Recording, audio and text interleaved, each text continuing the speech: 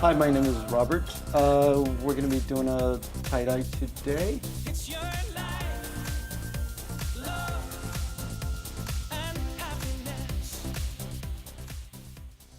happiness. So we take our bolt of silk. We whitewash the silk with an optical brightener and whitener. This is your underlying factor when you tie-dye, is that you need to wash it with an optical brightener. Under black light, this is your unwashed silk, and this is your whitewashed silk, and the whitewashing fluoresces under black light. And the dyes go on top of this, so your flags show up brighter. Every flag is going to be different because there's actually a variety of sizes with silk. Some of them are 45 inches wide, or you can make them longer than that. Some of them are 55.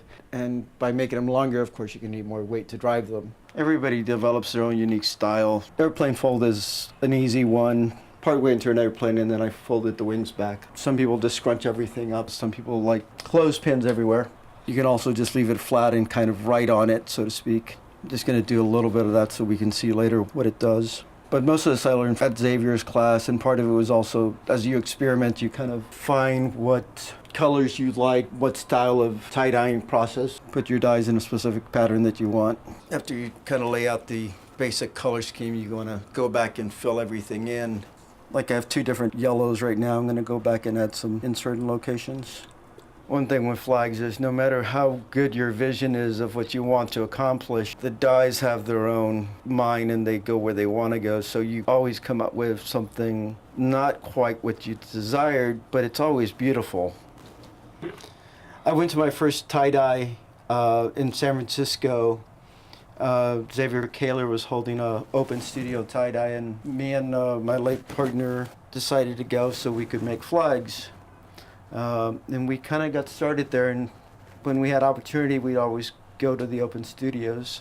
Set the dye in saran wrap so that when you fold the flag, the dyes don't transfer from side to side. I also want to create like a little pocket of plastic where it can steam on itself and keep the steam, but you don't want to let it evaporate. We'll microwave it for 7-8 minutes all at one go, and then we let it sit for 10-15 minutes, and then I'm going to rinse it off. Of the dyes that are not set, you want to get them off. You can see the NYC on some of it. You can see on the handle here where we did a bit of string, there's some little small areas where you can actually see the string was there and it leaves a white area. The next step is just iron it, taking the curtain weights, measuring them out, cutting them. Weights go in the corners of the flag and they would actually propel the flag through the air. You normally have 3 sets of weights in there. The long one's a medium length, and the last one is a short one that kind of fine-tunes how much weight you want in the flag. Heavy weights, you can drive them really fast. Lighter weights, you can kind of throw them like butterfly wings. Everybody weights differently according to their desire how to flag. I tend to do medium weight because I don't like them too heavy. When you sew them to the silk, since you're doing it on a corner, you're going to have one piece that is actually your cornerstone. And I'm just marking that so I know when I sew them in where I want to put my corner. Of course, you're going to have to do 6 weights per set of flags. We're going to sew the weights into the handle of the flag, which means we're going to put the weights on one side and the long weights on the long end. Since we dyed 2 pieces of fabric on top of each other, we actually have 2 pieces of silk that are identical.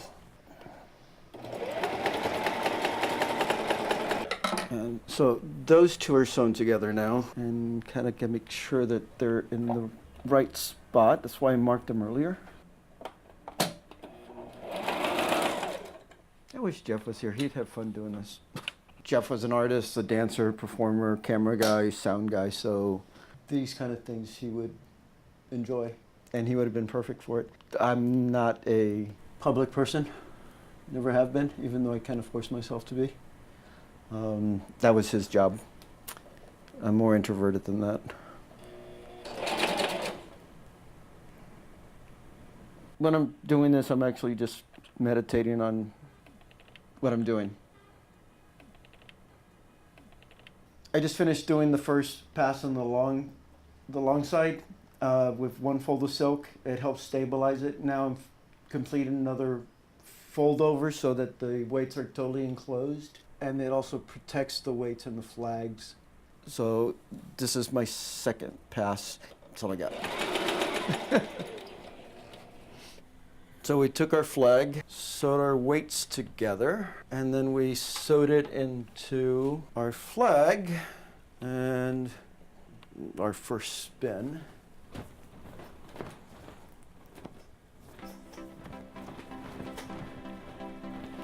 And we can actually see under black light. So yeah, there's still a little too much light to really get the full effect.